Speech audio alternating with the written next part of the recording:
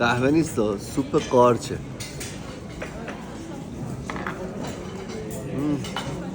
بچه کاری با قاشق بکنه، این درسته.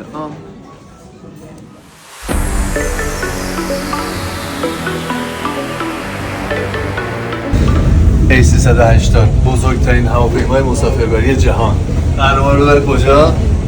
توکیو. Hello.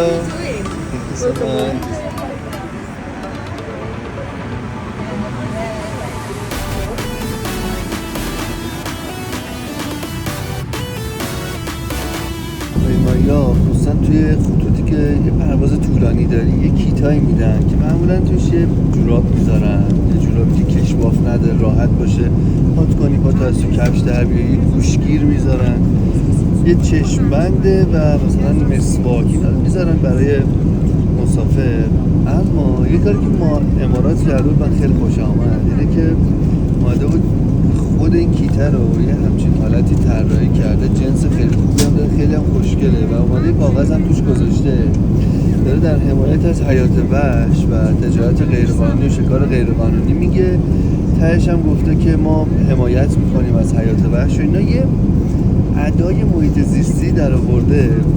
من اسم میکنم این مارکتینگشونه. یه دونه به قطر هم زده، به خاطر اینکه قطر معمولا اینو تو جنس نایلونی میده که پاره میکنی یاد میزی دور، همش دورریز میشه. یه سعی کرده جنس اینا رو بهتر بگیره که بگه میتونید از اینا اصلا چند بار استفاده بکنید، خصوصا مسواکش جنسش خوبه و خود این که حالا برزنتی داره و چند خوشگله. اینجا عکس یه سری از حیونا رو گذاشته، کارش باحاله. یه نکته جالبی که تو ژاپن هست اینه که برخلاف بقیه کشورها ریت چنج تو فرودگاه بهتره، به خاطر همین بهتره که هر چی که میخواین چنج کنین همینجوری تو فرودگاه انجام بدین. ریتش نسبت به بیرون تو شهر خیلی بهتره. آقا یه 10,000 تایی من گذاشتم اینجا 10,000 ین. اونی که من میخوام 15 گیگه، حالا اینو میگیرم. این چند گیگه؟ این 12 روزه شما میتونی استفاده کنی. منظورش اینه. آره. بذار سیم کارتمون رو برداریم. این سیم کارت مرسی. بقیه پولم کاری باید بکنم خودش رو زحمت میکشه.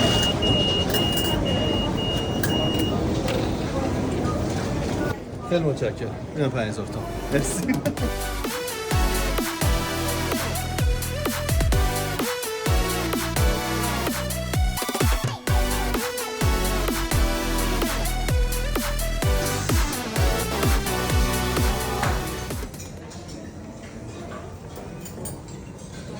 کی آخه صبحونه بستنی میخوره؟ بهشت من و میلاد اینجاییه که صبح بستنی بخوریم. برو بریم ببین نمیشه. منگو باید بخوریم. بیا بریم.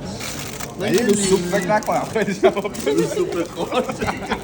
اصلا هم عذاب وجدان ندارم بعد از بیکن و سوپ قارچ دارم اینو بخورم چون خیلی خوشمزه. تازه اینم دیدم تو یخچاله، نمیدونم چیه دیگه، گفتم بردارم دیگه.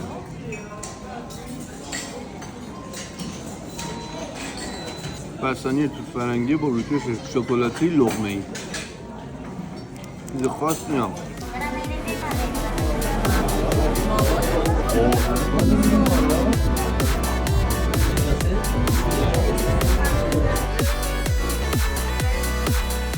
اینجا برج اسکایتریه، بلندترین برج مخابراتی جهان با 634 متر ارتفاع و ما الان تو قسمت 450 متریشیم.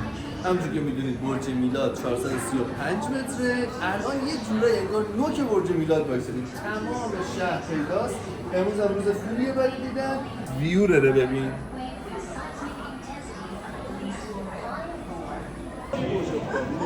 آمه بیا ببین سایه خود اسکایتری افتاده. درست کردم.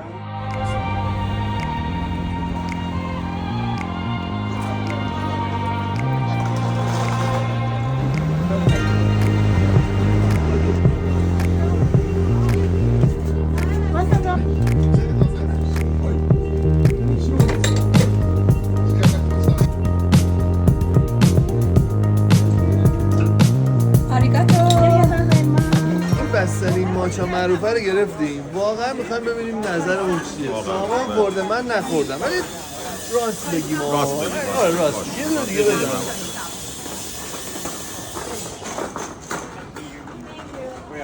برادر from Iran.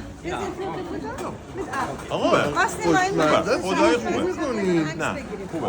همونجا. من خوشمزه چیز همه ایلر من خیلی دوست داشتم. اینم بس این من زیرش خیلی که دوست مثلا داشتم. والینلیه من خیلی ماچش هم دوست ماچه داشتم. آخه همه گفتن نه خوب زیاد نه، جالب عالی بود. نبود.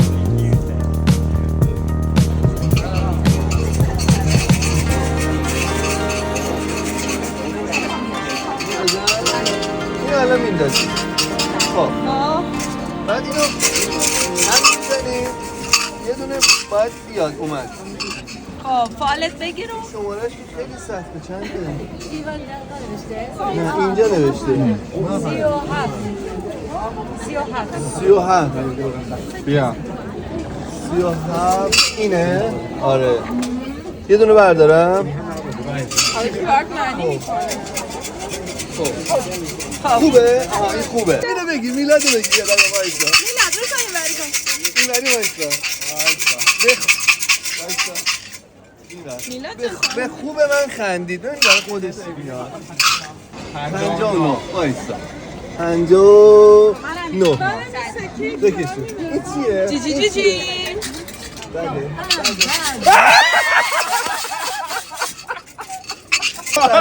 این چون بد اومد باید گره بزنه اینجا وگرنه بختش بسته میشه ببین چیه؟ آه نوشه بعد این چی؟ این چیه؟ بعد یه هواپیمامون کشف میکنه فکر کنم. یه اتفاقی برای هممون میفته. فقط حامد نجات پیدا من فکر میکنم همه چیز زیر سر حامده. کارگر صوبیه حال نداشته همه رو بد گذاشته. نکنه همه رو بد چیدن آقا بریم اینجا بریم هر بار اینجا اومدم به این چیزا اعتقاد ندارم. رو گرفتم هر بار اینجا اومدم عالی ترین رو الان گرفتم چی گرفتی؟ پا قدم ما برای من